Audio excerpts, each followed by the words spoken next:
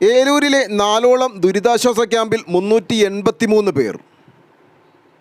പെരിയാർ കരകവിഞ്ഞൊഴുകിയതോടെ ഏലൂരിലെ താഴ്ന്ന പ്രദേശങ്ങൾ വെള്ളത്തിനടിയിലായി. സ്ഥിരമായി വെള്ളം കയറാറുള്ള Bosco Nagar, Powerloom, Pathelakkad, Devaswampadam, Panchayat Colony, Chirakkuzhi, Pallippuramchal എന്നിവിടങ്ങളിലാണ് ഇന്ന് വെള്ളം കയറിയത്.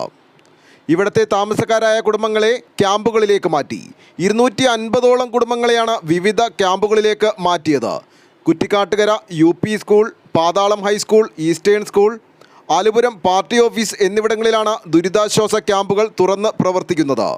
പാതാളം ഹൈസ്കൂളിൽ 10 കുടുംബങ്ങളെ 45 പേരും, കുറ്റിക്കാട്ടുകര LP UP സ്കൂളുകളിലായി 44 കുടുംബങ്ങളിലെ 171 പേരും, ME സ്കൂളിൽ 31 കുടുംബങ്ങളിലെ 107 പേരും, ആലുപുരം ബാലാനന്ദൻ ഹാളിൽ 60 പേരുമായി 383 പേരാണ് ക്യാമ്പിലുള്ളത്.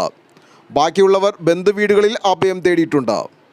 വേലിയേറ്റമായതിനാൽ വെള്ളം ഒഴുകിപ്പോകാതെ കെട്ടിക്കിടക്കുകയാണ്. പറവൂർ തഹസീൽദാർ, ഏലൂർ വില്ലേജ് ഓഫീസർ, നഗരസഭാ അധികാരികൾ എന്നിവർ ക്യാമ്പുകളും വെള്ളം കയറിയ പ്രദേശങ്ങളും സന്ദർശിച്ചു. നഗരസഭാ അധ്യക്ഷൻ AD സുജിലിൻ്റെ നേതൃത്വത്തിൽ ബന്ധപ്പെട്ട കൗൺസിലർമാരടക്കമുള്ളവർ ചേർന്ന ക്യാമ്പിൽ താമസിക്കുന്നവർക്ക് വേണ്ട ഭക്ഷണങ്ങൾ ഉൾപ്പെടെ തയ്യാറാക്കുകയും ചെയ്യുന്നുണ്ട്. News desk, Eloor.